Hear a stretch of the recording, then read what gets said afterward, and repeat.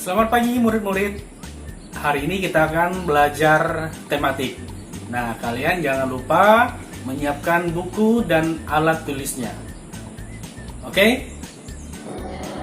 Baik, murid-muridku sekalian, hari ini kita akan mempelajari pembelajaran tematik kita pada subtema 2. Pada subtema 2 yaitu manfaat hewan bagi kehidupan manusia.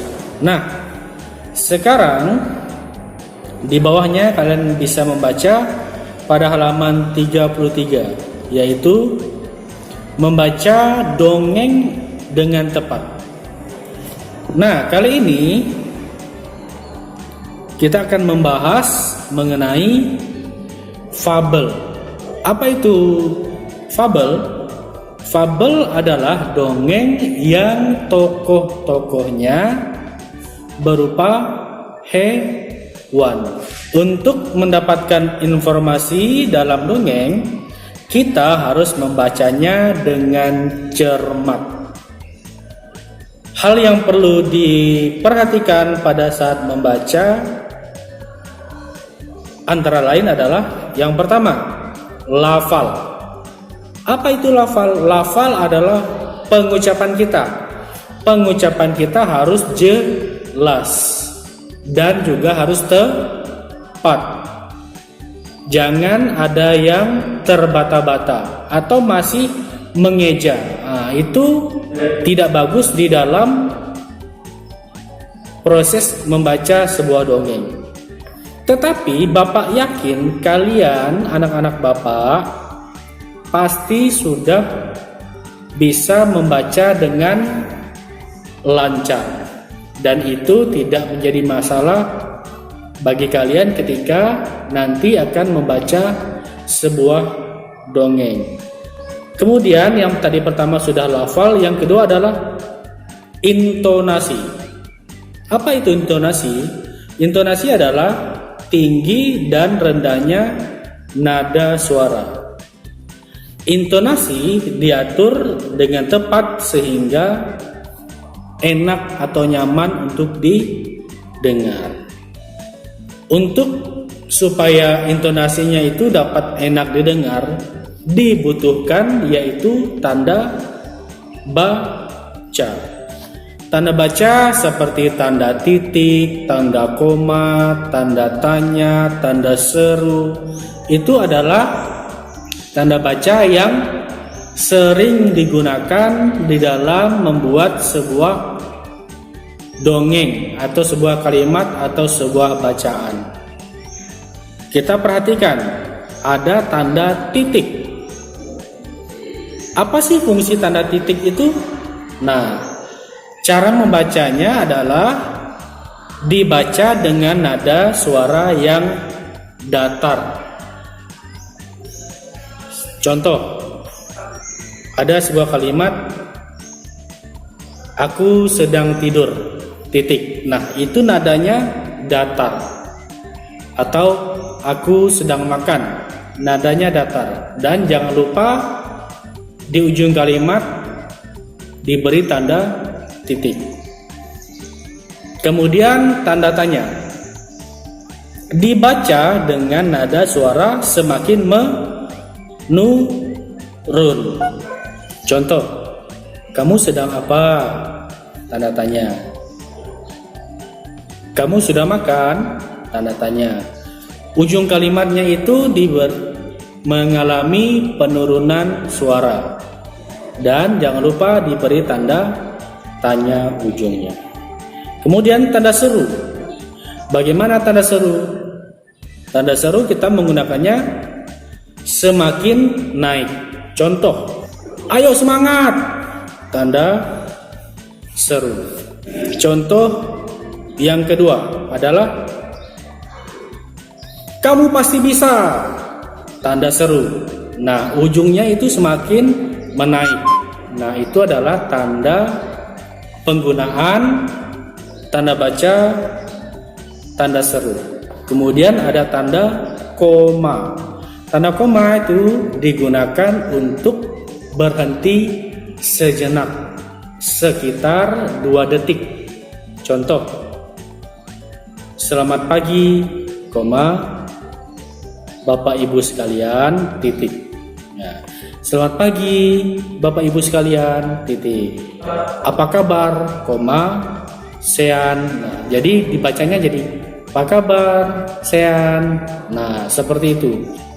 Penggunaan tanda koma, yaitu berhenti sekitar 2 detik. Kemudian ada tanda titik. Tanda titik itu berhentinya agak lama, 2 kali lipat tanda koma, yaitu sekitar 3 sampai 4 detik. Misalnya, aku sedang makan, titik. Nanti saja ya setelah aku selesai makan, titik. Nah, jadi kalau kita baca, aku sedang makan, nanti saja ya, itu adalah penggunaan tanda titik. Nah, kemudian menemukan pesan yang terkandung dalam dongeng sangat mudah. Contoh kalimat yang berisi ajaran kebaikan. Semua makanan enak kapan saja bisa dimakan. Semua makanan enak kapan saja bisa dinikmati. Namun, kucing selalu menjaga kesehatan dengan rajin berolahraga. Nah, pesan moralnya adalah jagalah kesehatan tubuh dengan rajin berolahraga. Kemudian yang kedua adalah teman-teman kucing sangat menghormatinya karena kucing baik hati dan penyayang kepada siapa saja. Kemudian pesan moralnya adalah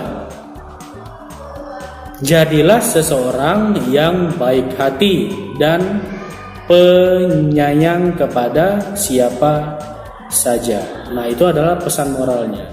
Nanti seperti contoh, Bapak memberi contoh, ada sebuah dongeng. Pada suatu hari ada seorang petani. Petani tersebut ingin membakar lahan untuk dijadikan ladang untuk ditanam padi. Setelah alat-alatnya terkumpul, ia mulai membakar lahan yang akan dijadikan ladang ia tersebut. Kemudian apinya sangat besar hingga membuat seluruh bagian di lahan tersebut terbakar hangus. Usai apinya padam, Pak petani melihat-lihat di sekelilingnya. Ternyata ada sebuah kepulan asap yang sangat tebal. Ia mencoba melihat berasal dari mana kepulan asap tersebut. Ketika ia tiba di kepulan asap tersebut, ia mengacak-ngacaknya dengan kayu. Dan ternyata ketika kepulan asap itu diacak-acak, keluarlah anak-anak ayam. Dan alangkah terkejutnya petani tersebut melihat bahwa kepulan asap itu adalah berasal dari induk ayam yang terbakar di ladang tersebut. Ia melindungi anak-anaknya agar tidak terbakar. Sungguh amat kasihan Pak petani itu melihat induk ayam tersebut terbakar, namun anak-anaknya tidak terbakar karena dilindungi oleh induk ayam tersebut. Nah, pesan moralnya adalah sebagai orang tua sudah selayaknya ia melindungi anak-anaknya. Itu adalah pesan moral yang terkandung dalam cerita tersebut. Nah, kemudian kalian perhatikan ada latihan nomor 1 di situ. Perhatikan soalnya.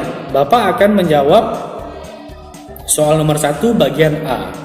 Nanti kalian akan melanjutkan bagian B dan C, kemudian nomor 2, 3, 4, dan 5. Mari kita baca soal nomor 1. Kucing dan burung beo. Di sebuah rumah besar terdapat seekor kucing yang hidupnya sangat bahagia. Ia sangat bahagia. Akan tetapi, semuanya berubah semenjak pemilik rumah tidak kunjung pulang. Kucing ceria itu berubah menjadi kucing pemurung. Ia berpikir bahwa pemilik rumah sudah tidak ingin bertemu dengannya lagi. Kucing itu pun memutuskan untuk pergi dari rumah tersebut. Kucing pergi ke sebuah taman kota. Dia merasa kelaparan dan tiba-tiba datanglah seekor burung beo yang memberi kucing sepotong kue. "Makanlah, pasti kamu lapar," kata beo. Kucing menjawab, "Terima kasih, bagaimana kamu tahu kalau aku lapar?" "Pulanglah ke rumahmu, kucing. Aku tahu kau sedang kabur. Sebenarnya, pemilik rumah tempatmu tinggal tidak pulang karena sedang dirawat di rumah sakit. Percayalah, dia akan pulang dan menemuimu lagi. Janganlah kau bersedih," kata beo. "Benarkah? Kukira dia tidak akan pulang lagi." "Baiklah, aku akan pulang, beo. Terima kasih karena engkau telah memberitahu aku," kata kucing. Akhirnya kucing sadar bahwa ia sungguh beruntung. Nah, soal yang bagian A adalah, siapa sajakah tokoh dalam dongeng kucing dan burung beo di atas? Kalian pasti sudah bisa menjawab. Tokohnya adalah kucing dan burung beo, karena mereka dualah yang melakukan percakapan di dalam dongeng tersebut. Nah, sampai di sini pembelajaran kita. Kalian lanjutkan latihan soalnya, tidak perlu dikumpulkan ya. Terima kasih, Tuhan Yesus memberkati. Nah, murid-murid, kalian sudah belajar kan? Bapak harap kalian dapat memahami materi pembelajaran kita pada hari ini. Terima kasih, sampai di sini pembelajaran kita. Tuhan Yesus memberkati.